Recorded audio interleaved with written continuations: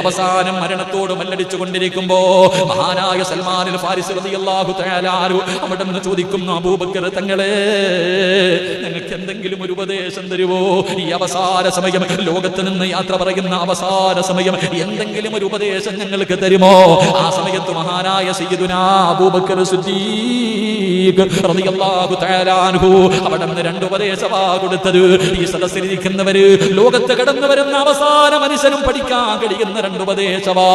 ആ മരണത്തിന്റെ സക്കറാത്തിന്റെ അവസ്ഥയിൽ മരണത്തോട് മല്ലടിച്ചു കൊണ്ടിരിക്കുന്ന സമയത്ത് മഹാനായ സൽമാനുൽ ഫാരിസി റളിയല്ലാഹു തആല അൻഹു പറയുകയാ, അവിടുന്ന് കൊടുത്ത ഒന്നാമത്തെ ഉപദേശം എന്തെന്നറിയുവോ സഹാബാ?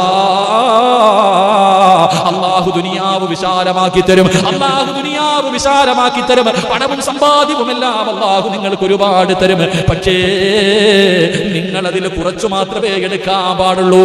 അവിടെന്ന് പറയുകയാ, നിങ്ങൾ കുറച്ച് സ്വീകരിക്കാൻ പാടുള്ളൂ.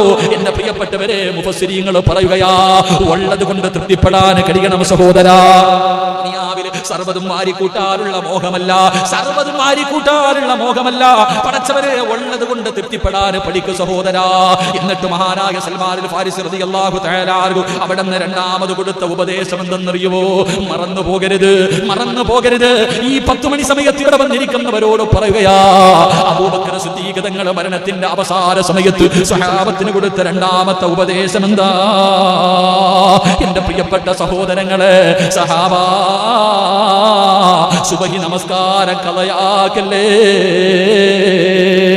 അബൂബക്കർ തങ്ങൾ മരിക്കുന്ന അവസാന സമയം മുത്തുനബിയും അത് തന്നെയല്ലേ പറഞ്ഞത്?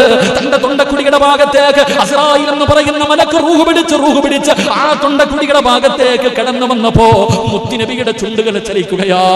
എന്തേ പറഞ്ഞത്? എന്തേ പറഞ്ഞത്? ഉമ്മത്തി അസ്സലാ, നമസ്കാരത്തിന്റെ കാര്യമാണ് മുത്തുനബി ഓർമ്മപ്പെടുത്തിയത്. അബൂബക്കർ തങ്ങൾ പനി പിടിച്ചിട്ട് 63-ാമത്തെ വയസ്സിൽ ഈ ലോകത്തോട് യാത്ര പറയുന്ന അവസാന സമയത്ത് സുബ്ഹാനല്ലാഹ്, മഹാനവറുകളും അവിടെ നിന്ന് പറഞ്ഞു തന്നത്, നിങ്ങൾ സുബഹി നമസ്കാരം ഉപേക്ഷിക്കല്ലേ, സുബഹി നമസ്കാരം ഉപേക്ഷിക്കല്ലേ. സുബഹി നമസ്കരിച്ചു കഴിഞ്ഞാൽ പിന്നെ രക്ഷപ്പെട്ടു പോയല്ലോ. അബൂബക്കർ സിദ്ദീഖ് തങ്ങൾ പറയുകയാണ്, മൻ സല്ല സുബ്ഹ ഫീ ദിമ്മത്തില്ലാഹ്, പടച്ചവനെ, സുബഹി നമസ്കരിച്ചു കഴിഞ്ഞാ പിന്നെ യാതൊരു പേടിയും വേണ്ട.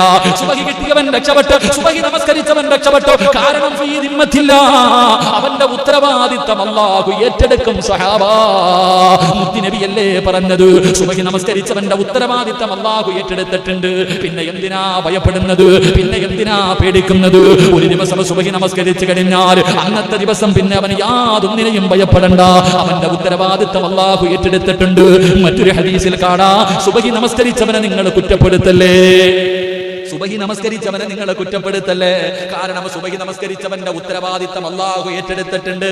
അല്ലാഹു ഉത്തരവാദിത്തം ഏറ്റെടുത്തവന് വേദനിപ്പിച്ചാൽ നാളെ മുഖം കുത്തിയവനായ രീതിയിൽ അല്ലാഹു നിന്നെ നരകത്തിലെത്തിക്കുമെന്ന് നബി മുഹമ്മദ് മുസ്തഫ സല്ലല്ലാഹു അലൈഹി വസല്ലമ തങ്ങൾ പറയുകയാണ്. അല്ലാഹു ഉത്തരവാദിത്തം ഏറ്റെടുത്തവൻ, ആ എടുത്ത മനുഷ്യരെ പിന്നെ വേദനിപ്പിച്ചാൽ, അവനെ പരിഹസിച്ചാൽ, അവനെ വേദനിപ്പിച്ചാൽ അവനെ അല്ലാഹു നാളെ മുഖം കുത്തിയ രീതിയിൽ നരകത്തിലെത്തിക്കുമെന്ന് മുത്തുനബി അവിടെ പറയുമ്പോ അബൂബക്കർ സിദ്ദീഖ് റളിയല്ലാഹു തആല അൻഹു സ്വഹാബത്തിന് പറഞ്ഞു കൊടുത്ത രണ്ട് ഉപദേശത്തിൽ ഒരു ഉപദേശം നമസ്കാരത്തെ കുറിച്ചായിരുന്നു. അതുകൊണ്ട് എന്റെ പ്രിയമുള്ള